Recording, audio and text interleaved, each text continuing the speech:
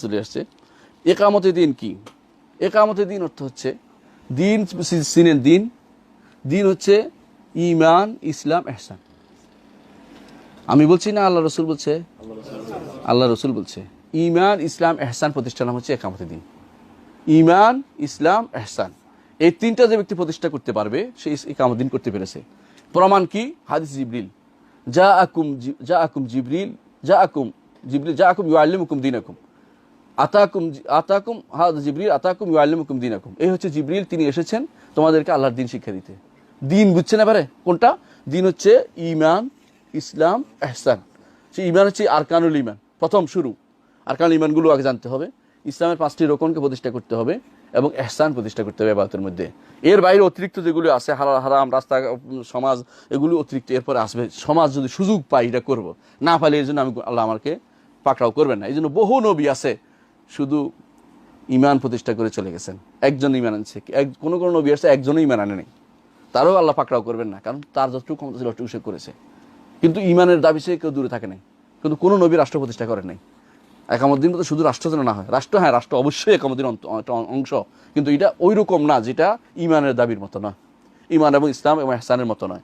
এটা একটা ছোট্ট একটা অর্গান, যেটা প্রয়োজন থাকলে, ক্ষমতা থাকলে আমি করতে পারবো, অথবা দাবি থাকবে, অথবা আমার প্রচেষ্টা থাকবে, কিন্তু এটা না হলে আমার একামত দিন হয় নাই, এটা বলা জায়েজ নেই। একামত দিন অবশ্যই যখন ঈমান, ইসলাম, ইহসান প্রতিষ্ঠা হবে, আপনার কি হবে? একামত দিন হয়ে যাবে। এই জন্য দেখেন আল্লাহ তাআলা যখন এই আয়াত নাজিল করলেন, তখন কি বললেন আয়াতটা? আল্লাহ তাআলা আয়াতটা কি দেখেন, শারাআ লাকুম মিনাদ দ্বীন, তোমাদের জন্য শরীয়ত হিসেবে আল্লাহ তাআলা দ্বীনের দিয়েছে। কেমন? মা ওয়াসাবি নূহান, যা নূহকে দিয়েছেন, মা ওয়াসাবিহি নূহান, নূহকে দিয়েছেন। নূহ কি রাষ্ট্র প্রতিষ্ঠা করছে? না। ওমা ওয়াসাইনা ইব্রাহিমা, ইব্রাহিম আলাইহিস সালাম রাষ্ট্র প্রতিষ্ঠা করছে? মূসা ওয়া ঈসা করছে? করে নাই। আর রাসূলুল্লাহ সাল্লাল্লাহু আলাইহি ওয়াসাল্লাম নিজে রাসূলুল্লাহ সাল্লাল্লাহু আলাইহি ওয়াসাল্লাম জন্য করছেন, শরীয়ত দিয়েছেন, শরীয়ত। তাদের কি বলছে? আনা আকিমুদ্দিনা, তোমরা দিন প্রতিষ্ঠা করো। 5জন উলুল আযম মিনার রাসূল কথা উল্লেখ করেছেন আল্লাহ তাআলা। 5জন উলুল আযম মিনার রাসূল কথা উল্লেখ করেছেন। 5 জনের মধ্যে একমাত্র মুহাম্মদ রাসূলুল্লাহ সাল্লাল্লাহু আলাইহি ওয়াসাল্লাম রাষ্ট্র প্রতিষ্ঠা করেছেন, আর কেউ প্রতিষ্ঠা করে নাই। ওরা কি তাহলে একামত দিনের কাজ করে নাই?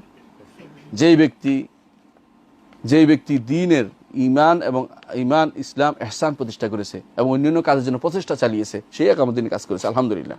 এই জন্য যারাই এখন অনলাইন ভিত্তিক হোক, অফলাইন ভিত্তিক হোক, ঘরে হোক, বাইরে হোক, দিনের কথা বলছে, তারা সবাই একামত দিনের কাজে আছে। কিছু কিছু মানুষ দেখবেন একামতে দিন এবং খেদমতে দিন ভাগ করছে। এটা এক ধরনের ফালতু কাজ ছাড়া কিছু নয়। কিসের ফালতু খেদমতে দিন? এই পরিভাষা কে দিছে তাদেরকে?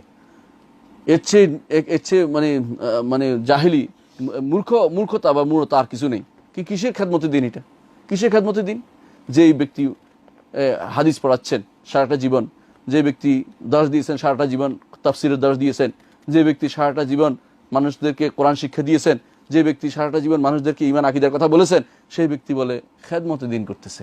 আর যে ব্যক্তি রাস্তায় লাঠি সোটা নিয়ে নামছে, সে নাকি একামতে দিন করতেছে। আমাদেরকে হাসি ঠাট্টার জায়গা খুঁজে পায় না। দিন না বুঝলে যা হয়, যে ব্যক্তি জানে না তার অবস্থা চুপ থাকা উচিত, যে না জানে চুপ থাকা উচিত। কোথায় পেয়েছে সেইটা? দিনকে কায়েম করার অর্থই হচ্ছে, দিন বলতে যা বুঝায় সেটা প্রত্যেকটা অর্গানকে যতটুকু তার ক্ষমতা আছে অতটুকু নিয়ে দাঁড়ানো। একজন মানুষের ব্যক্তিগত কাজ 3টা অবশ্যই করতে হবে, ঈমান, ইসলাম, ইহসান। এর বাইরে যতটুকু তার ক্ষমতা আছে, সে যদি কোনো রাষ্ট্রপ্রধান সে করবে, অবশ্যই তাকে দিন প্রতিষ্ঠা করতে হবে। তাকে আল্লাহর দিন, আল্লাহর হুকুম বিধান পরিচালনা করতে হবে। রাষ্ট্রপ্রধান সে নয়, সে আছে সমাজপতি, সমাজের মধ্যে করবে, পরিবারের মধ্যে ব্যক্তি করবে, সমাজের মধ্যে ব্যক্তি করবে, সমাজপতি করবে, এবং যিনি এমপি আছেন তিনি তার অন্তর জায়গা করবে, এবং রাষ্ট্রপ্রধান আছে তিনি পুরো রাষ্ট্রে করবেন। যেই জায়গা আমার বাধ্যবাধকতা নাই, সেখানে আমার কি এটাই একমাত্র দিন কায়েমের পদ্ধতি, এটা কেন কে বানিয়ে দিল? এটা তো ঠিক নয়। সুতরাং এটা ঠিক নয়। একামত দিন অর্থ কি আপনারা বুঝতে পারছেন? বুঝাতে পারছি? আসলে আমি কোনো একামত দিন মানে আল্লাহর দিন প্রতিষ্ঠা করার গুরুত্ব কোনোটাই কমাই দিচ্ছি না, এটা তো না বুঝে কেউ। কিন্তু বুঝতে হবে কোনটা দিয়ে শুরু করতে হবে, কোনটা অগ্রাধিকার ভিত্তিতে, কোনটা সবার জন্য করণীয়, আর কোনটা ক্ষমতা থাকলে করবে, অবস্থা তার সুযোগ থাকলে করবে। সুযোগ না থাকলে আল্লাহ তার জন্য তাকে পাকড়াও করবে না।